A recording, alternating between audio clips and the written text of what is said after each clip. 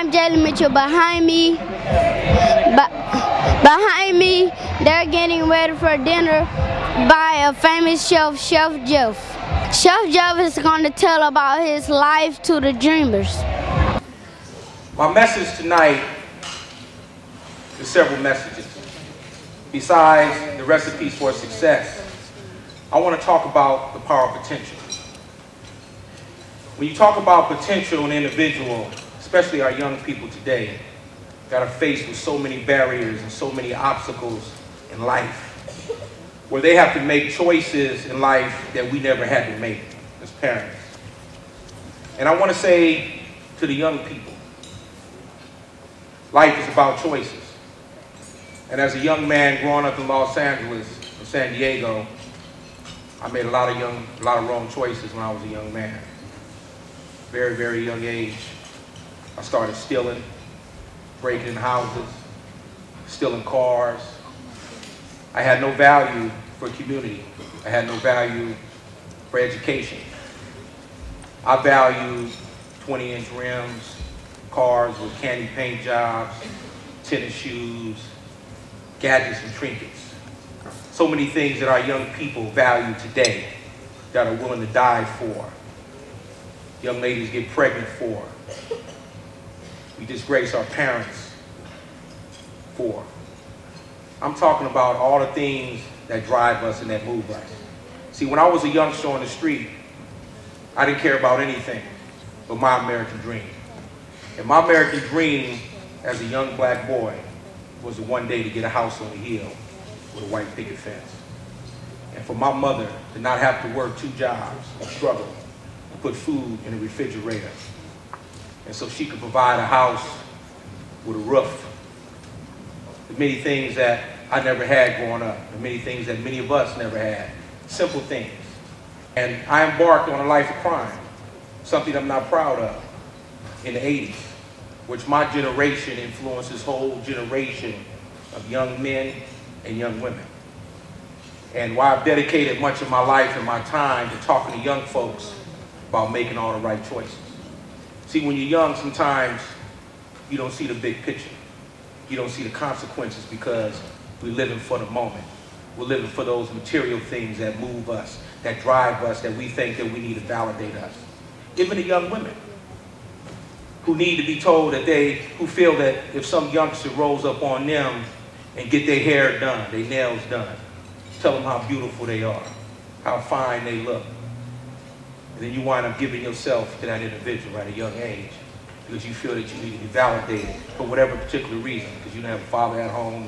So for all the youngsters out here that's out here in the streets, that's getting high, that's stealing, that have criminal tendencies, the young ladies out here who's giving themselves up out there to some young fools because you think that they love you. Well, let me tell you something. The consequences is huge, and you don't want to pay them consequences.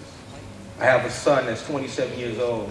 I had him when I was 17, and I had no experience on fatherhood.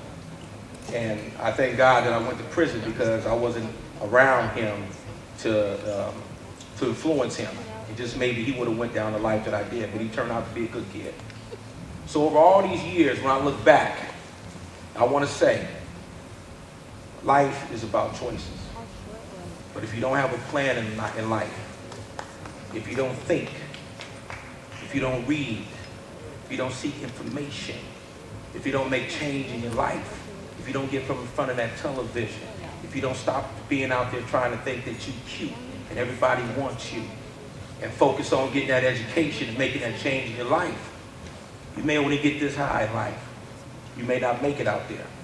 So this is my reason why that I come here to the Dreamers Academy. Because when I see y'all, I see myself.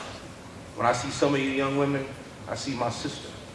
When I see some of you mothers, I see my mother. And my mother tried everything she could to rescue me, but I made change because I started to make the right choices in life. You know, we can't sit around and blame the fact that our father wasn't in our life. We grew up poor. But most of us in this room grew up without a father. We still got to keep moving forward. Y'all with me?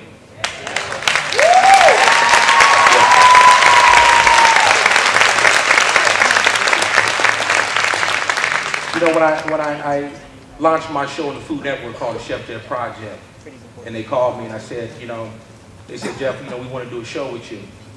And I said, okay. They asked me what type of show I wanted to do. And I said, I don't want to do a show where I'm standing there cooking. I want to do a show that changes lives through the power of food. And when I learned how to cook in prison, I knew then that was my calling. And that was the birth of the Cheff Jeff Project, where I took 6 at-risk young people off the streets of LA and gave them a second chance at life. The famous singer Kimberly Locke will be performing for the Dreamers. I was listening to Cheff Jeff backstage, and boy, I tell you, I was inspired myself. What a great story. And you know, I have a very similar story, and I'm very thankful for the mentors that I had in my life. So I'm glad to be here for you tonight. And I'm going to leave you guys with one of my favorite songs in the whole wide world. It inspired me through my audition process from American Idol to where I am now. I sing it at every show, so I want to give it to you tonight, all right?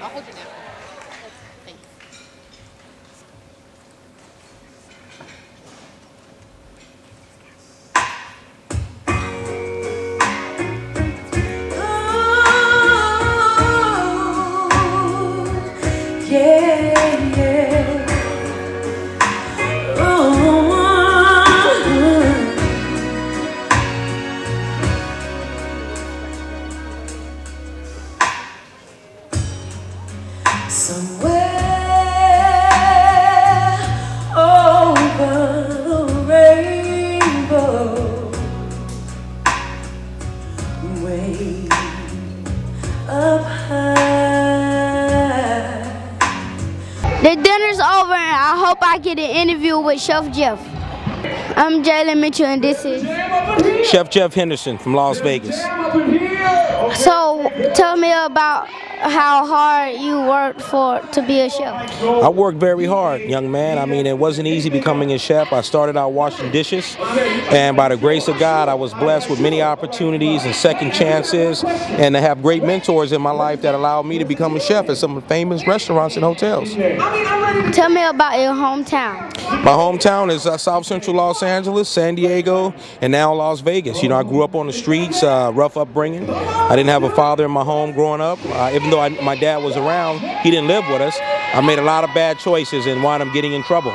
Was that hard for you? It was hard for me to change, you know, but it was a journey. You know, change is a journey. It took me many, many years to get to this point in life. What is your favorite meal to cook? My favorite meal to cook? Oh, my molasses braised beef short ribs that fall off the bone and guarantee to knock your socks off. It sounds good. It is good, brother. So tell me about how hard it was to be in jail. It was very difficult to be in jail. You know, I talked about earlier about walking on concrete every day, not having many of the amenities that most people on the outside have, and I just thank God that I made it through, you know. Tell me about your TV show.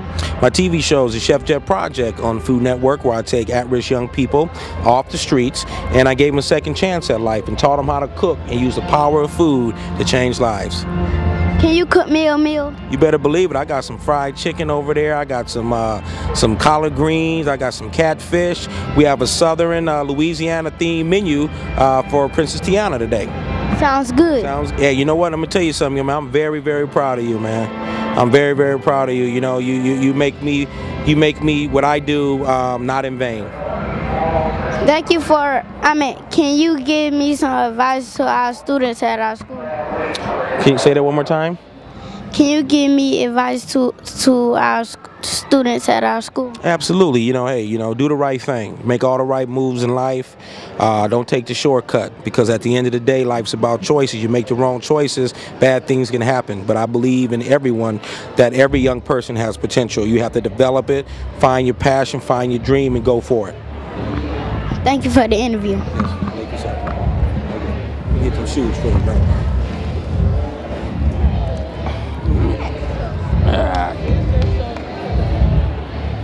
Some nice shoes you got too there, man. I had a great time and I'm full from Cheff Jeff's dinner. Cheff Jeff is a great guy. I had a great time talking with him.